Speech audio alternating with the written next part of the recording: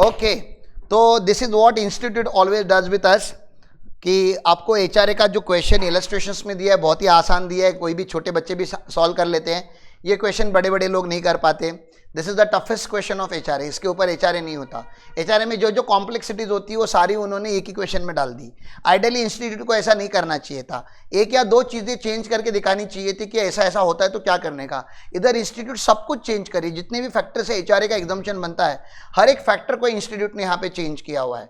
और इसलिए आप लोगों का एक तो मैथ्स बहुत स्ट्रांग होना चाहिए, दूसरा इंग्लिश बहुत स्ट्रांग होना चाहिए। और कुछ लोगों का दोनों वीक है तो वो तो देख लो आप लोग, थोड़ा थोड़ा धीरे धीरे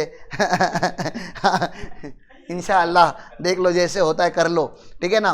तो mister Mohit is employed with XY limited on a basic salary of 10,000 per month. तो एक तो उसका याद रखो, एक एक नंबर, एक यहाँ पे हर एक लाइन इंपॉर्टेंट है। सैलरी कितना है? 10,000 rupees per month. He is entitled to dearness allowance 100% of basic salary. तो जितना भी उसको सैलरी दे रहे हैं उतना ही उसको डीए भी दिया जा रहा है। तो टोटल कितना मिलता है? 20,000 मिल रहा है। तो सैलरी 10,000, डीए 10,000, उसका कोई प्रॉब्लम नहीं है। डीए में वो बता रहे खाली आपको कि डीए 50% जो है वो इन टर्म्स का है और 50% नॉट इन टर्म्स है। उसका क्या करने का आगे बात करेंगे, क्योंकि एचआरए में जब हम कंप्यूट करेंगे तो खाली 50% डीए कंसिडर करेंगे। मिला आपको 10,000 है लेकिन कंसिडर खाली 5,000 करेंगे। टैक्स कितना करेंगे? लेकिन पूरा 10,000। मैंने बताया था डीए इन टर्म भी टैक्सेबल होता है, डीए नॉट इन टर्म भी टैक्सेबल होता है। ऐसे तो क्वेश्चन पढ़ाने के लिए आपको पहले वो पढ़ा के आया हो ना, ठीक है। तो दोनों डीए टैक्सेबल होते हैं। The company gives him house rent allowance of 6,000 per month. ये भी आपको पता ही है, 6,000 रुपया मिल रहा है। एचआरए है, अब एचआरए मिलता है तो एचआरए का एग्जम्पशन भी शायद दिया जा सकता है, ठीक है। Which was increase to 7,000। पहले तो इन्होंने ये चेंज करना चालू किया। अब देखो चेंज क्या क्या कर रहा है। कांस्टेंट रखना चाहिए था। क्वेश्चन डिफिकल्ट अब तक नहीं था, अब तक तो आसान था, अब तक तो हर एक चीज मैनेजेबल थी। अब उन्होंने गेम चेंज कर दिया। कुछ पीरियड तक उन्होंने कितना रखा? 6,000। उसके बाद कितना कर दिया? 7,000 विथ इफेक्ट फ्रॉम 1 जनवरी 2024। अभी डेट हो जाने दो, ईयर छोड़ दो आप जनवरी याद रखो। जनवरी में चेंज किया क्योंकि अलग अलग लोगों के अलग अलग प्रीवियस ईयर है, ठीक है ना। तो 1 जनवरी 2000 जो भी है आपका आता है, 2025 बोलो, कुछ लोग 2024 बोलो। जनवरी में भैया की क्या हो गई? एचआरए चेंज हो गई। तो पहले 9 महीने एचआरए कितना था? 6,000। फिर लास्ट के 3 महीने एचआरए कितना हो गया? 7,000। यहां तक बात हो गई। आगे चलते हैं। सैलरी तो कांस्टेंट रखनी चाहिए थी साल भर में। बोलते नहीं नहीं नहीं, फिर मजा कैसे आएगा? तो सैलरी उन्होंने बढ़ा दी। He got an increment of 1,000 per month in his basic salary with effect from 1 Feb 2000 जो भी है, ठीक है ना। फेब में उन्होंने क्या बढ़ा दिया? पगार भी बढ़ा दिया। पगार बढ़ गया तो डीए चेंज हुआ रहेगा क्या? अरे बेसिक सैलरी चेंज हो गई तो डीए चेंज हुआ रहेगा क्या? क्योंकि डीए को लिंक किससे किया गया है? आपको बताया था ना मैंने, एचआर लोग अवॉइड करते बेसिक सैलरी इंक्रीज करने के लिए। क्यों? बेसिक इंक्रीज हो जाता है तो बाकी सब कुछ बेसिक, एक्सेल में फॉर्मूला बेसिक को लगाया जाता है, तो बेसिक बदल देते हो तो सब कुछ बदल जाता है, तो ऑब्वियसली डीए भी बदल जाएगा।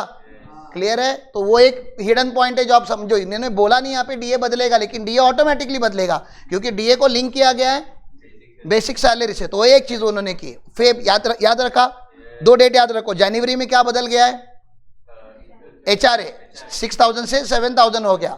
और फेब में क्या चेंज हुआ? सैलरी, बेसिक सैलरी भी चेंज हो गई और डीए भी चेंज हो गया। वो 2 चेंज हो गए, ये याद रखना पड़ता है। ऐसा खुद का पगार कब चेंज होगा याद रखोगे ना, तो वैसे इसका भी याद रखो, ठीक है ना। आगे चलूं। अब ये घर भी चेंज कर रहा है। अब ये तो नहीं करना चाहिए था ना। अब तक जितने मजे लिए इंस्टीट्यूट ने उतने लेने चाहिए थे। बोलते नहीं नहीं अभी भी अच्छे से मजे नहीं आ रहे, फेल नहीं हो पा रहे हो आप, ठीक है ना। अभी घर भी बदल के दिखाएंगे। बोलते अप्रैल और मई में इसने रेंट भरा ही नहीं। क्यों नहीं भरा? क्योंकि ये पेरेंट के घर में रहता था। तो मुझे आप बताओ अप्रैल और मई में इसको एचआरए का एग्जम्पशन मिलेगा क्या? फिर मेरा दूसरा सवाल समझो, अप्रैल और मई में एचआरए मिलेगा क्या? एचआरए तो मिलेगा क्योंकि कंपनी एचआरए साल भर से दे रही है। आप कौन से घर में रहते हो वो कंपनी नहीं पूछती आपको, आप सच में रेंटेड घर में रहते हो कि नहीं। कंपनी की पॉलिसी होती है सबको एचआरए देगी तो सबको एचआरए देती है। तो आपको एचआरए तो मिलेगा लेकिन एग्जम्पशन नहीं मिलेगा, क्योंकि एग्जम्पशन के लिए आपको सच में क्या भरना जरूरी होता है? रेंट। तो पहला तो यहां कंफ्यूज कर दिया उन्होंने। अब कंफ्यूज हो तो अच्छी बात है, ठीक है ना। अभी क्लियरिटी ले लो। दूसरा, जून से लेकर अक्टूबर तक वो अकोमोडेशन में रहता था गाजियाबाद में।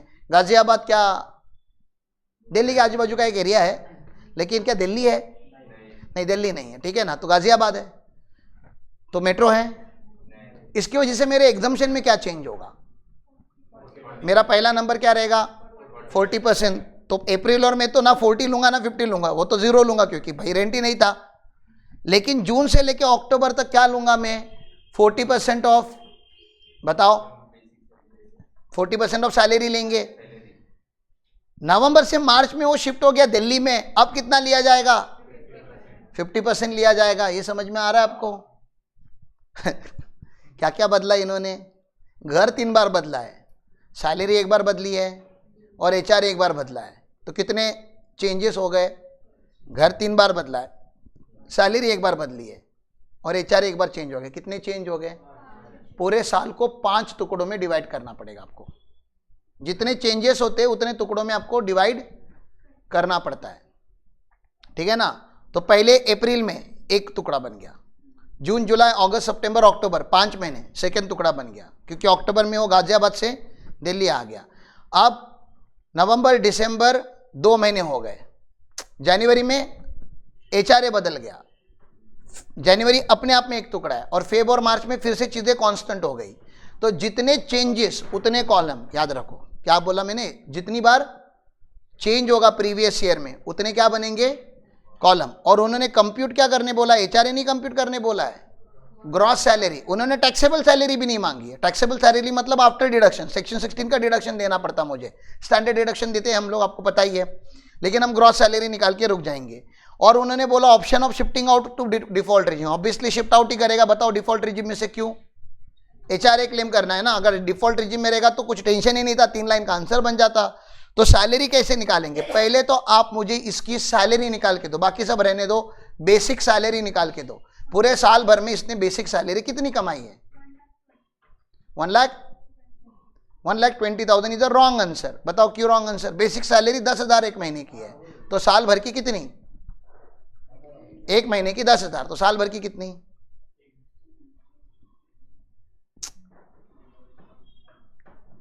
अरे एक देखो ना, सैलरी 10,000 रुपये एक महीने की थी ना, और चेंज कब हुई थी? फेब में ना, फेब में चेंज हुई है ना, फर्स्ट फेब पे, तो कितनी होती है? अबे मैं सैलरी पूछ रहा हूँ, तो कुछ और ही बता रहा है, ये किसी और ही ढूंढ में। आज मैं बेसिक सैलरी पूछ रहा हूँ। अरे बेसिक सैलरी, मैं सैलरी नहीं पूछ रहा हूँ, बेसिक सैलरी पूछ रहा हूँ। नहीं कैसा चाहिए? मैं बेसिक पूछ रहा हूँ, तो बेसिक बताओ ना। 1/22 होता है ना, 1/22 कैसे होगा?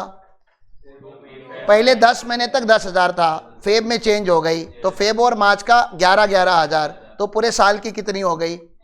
तुमको समझ रहा है हमारा स्ट्रगल कहाँ से चालू हो रहा है? हाँ तो वही तो, नहीं तो हमारा स्ट्रगल तो देखो कहाँ पे है। हमारा एचआरए एग्जाम्पशन पे स्ट्रगल नहीं है, हमारा तो स्ट्रगल यहाँ से चालू हो जाता है कि सैलरी कैसे निकालेंगे। तो मैं फटाफट आपको आंसर दिखा रहा हूँ, क्योंकि मेरा 9 बजे मीटिंग है, 4 ही मिनट है मेरे पास, तो ये पूरा आप लिख ही लेते हो, ठीक है ना। ग्रॉस सैलरी खाली यहाँ पे रिजिम नहीं लिखा है, कौन सा रिजिम लिखूं अंडर?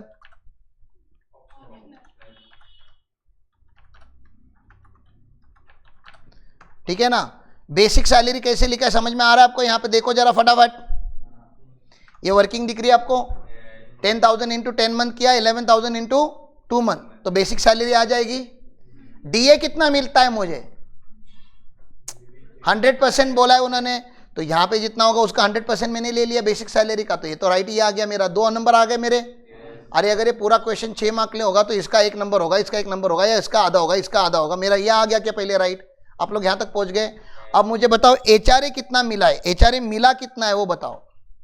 एचआरए कितना मिला है आपको? 6,000 पर मंथ मिल रहा था पहले 9 महीने के लिए, 6,000 पहले 9 महीने के लिए। फिर कितना मिल रहा है? 7,000 जनवरी से। तो एचआरए कितना मिला? कितना?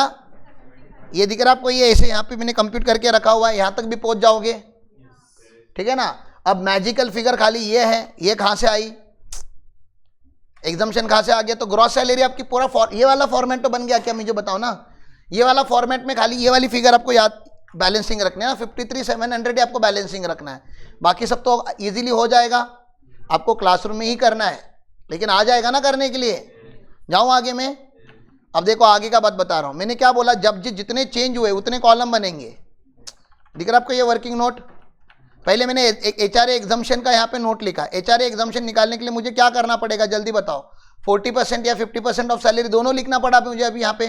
क्योंकि किसी पीरियड में 40% लेंगे, किसी पीरियड में 50%। दूसरा क्या लेंगे हम, एक्चुअल HRA रिसीव्ड। तीसरा क्या लेते हैं हम, rent paid minus 10% of salary. ये पहले लिख के रख दिया। क्यों ये लिख के रख दिया सर आपने, क्योंकि अपने को याद रहना चाहिए हमको HRA एग्जम्पशन निकालना कैसा है। एक वर्किंग नोट बनेगा, अभी टेबल बनेगा इसका, ठीक है ना। मुझे हर एक फैक्टर चाहिए जो मैंने अभी यहाँ पे लिखा।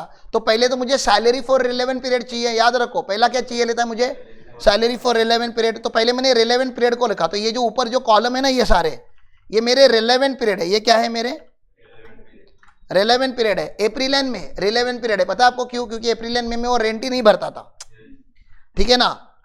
तो ये 2 महीने का पीरियड हो गया। जैन टू अक्टूबर वो कहाँ पे था, गाजियाबाद में था। ये कहाँ पे था, ये गाजियाबाद में था।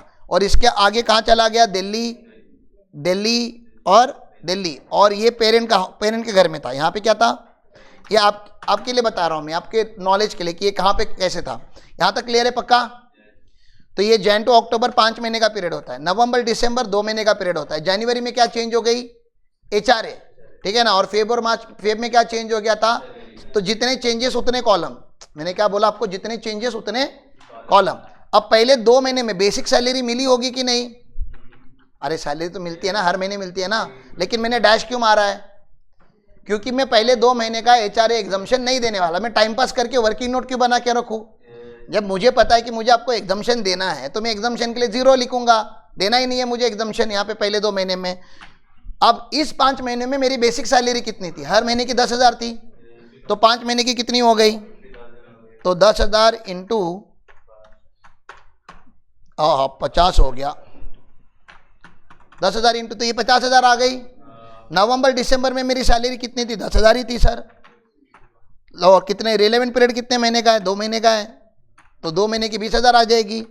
जैन में भी सैलरी कितनी थी, 10,000 ही थी। लेकिन फेब और मार्च में सैलरी कितनी हो गई, 11,000 हो गई। 11,000 इंटू 2 मंथ कर दिया तो 22,000 आ गया। पहला कॉलम आ जाएगा। नेक्स्ट, DA कितना मिलता था हमें, 100%। लेकिन HRA कंप्यूटेशन में कितना लेना है, 50%। 50% ऑफ बेसिक। क्यों, क्योंकि DA इन टर्म्स लेते हैं हम ना, तो आधा ही लेना पड़ेगा। अब मैंने यहाँ पे डैश का आधा डैश करूंगा तो कितना डैश आएगा, आधा ही डैश आएगा, मतलब डैश ही आएगा, ठीक है ना। तो यहाँ पे तो आया डैश, ठीक है ना। दूसरा, 50,000 का आधा करूंगा तो 25, 20 का आधा करूंगा तो 10, 10,000 का आधा करूंगा तो 5, और 22,000 का आधा करूंगा तो 11,000। यहाँ तक आ गया। टर्नओवर कमीशन पूरे क्वेश्चन में दिया ही नहीं, तो 0 0 0। तो ये क्या आया आपका, salary for relevant period. Salary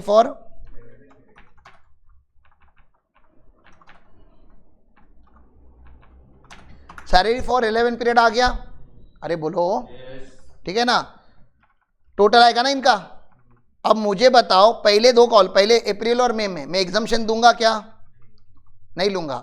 अब मुझे बताओ, ये जो जैन टू अक्टूबर है, इसमें ये जो सैलरी आया 75,000, उसका कितना % लेना चाहिए, 40% लेना चाहिए। आपको दिख रहा है यहाँ पे 40% लिया हुआ है। क्यों, गाजियाबाद में था। और उसके आगे कितना % लूंगा, 50, क्योंकि कहाँ चले गया, मेट्रो में, दिल्ली में। तो 50 50 50 समझ में आ रहा है आपको, दिख रहा है नंबर। 30,000 का 50% 15,000, ठीक है ना। 15,000 का 50% 7,500। 33,000 का 50% 16,000। अरे कुछ नहीं लिया है, 50% ऑफ सैलरी लिया है। 3 इधर के कॉलम में 50, ये 3 कॉलम में 50% लिया क्योंकि दिल्ली था। और पहले कॉलम में कितना लिया है, 40, क्योंकि गाजियाबाद था। और उसके पहले कॉलम में कुछ भी नहीं लिया क्योंकि खुद के घर में रहता था, वहां पे एग्जम्पशन आएगा ही नहीं। क्लियर है। आगे जाऊं। अब मुझे क्या चाहिए, एक्चुअल HRA। मुझे बताओ एक्चुअल HRA यहाँ पे कितना था, 6,000 मिल रहा था ना हमें। 6,000 इंटू 5 मंथ 30,000। पहले 2 कॉलम में क्यों नहीं लिखा, मिला था लेकिन लिखा क्यों नहीं, एग्जम्पशन नहीं देना है करके, ठीक है ना। यहाँ पे कितना था, 6,000 इंटू 2 मंथ। और जनवरी से क्या हो गया था, वो 7,000 हो गया था। और फेब और मार्च में भी कितना होगा, 7,000, तो 14,000। ये समझ में आया कैसे आया। अब मोस्ट इंपॉर्टेंट थर्ड वाला कैलकुलेशन, उसके लिए आपको अलर्ट रहना पड़ेगा। आपको फिर से क्वेश्चन दिखा देता हूं। यहाँ पे नील था, रेंट पेड चाहिए ना मुझे अभी। यहाँ पे नील था, यहाँ पे 6,000 था और यहाँ पे 8,000 था। तो एक्चुअल रेंट तो निकाल ही सकते हैं ना। पहले 2 कॉलम का, पहले 2 महीने का क्या है, ये पहले 2 महीने का 0 था ना, तो इधर तो 0 ही आना था, कुछ लिया ही नहीं, ठीक है ना। फिर 6,000 से हिसाब से गाजियाबाद में रेंट पे करता था। 5 महीने का कितना होता है, 30,000 माइनस क्या करते हैं उसमें से 10% ऑफ सैलरी। ये सैलरी मतलब ये दिख रहा है ना आपको, ऊपर सैलरी निकाल के रखा है, तो उसका 10% कितना आएगा, 75,000 का 10% 7,000, तो 30,000 माइनस 7,500 करूंगा तो कितना आ गया, 22,500 आ गया ये पहला वाला नंबर।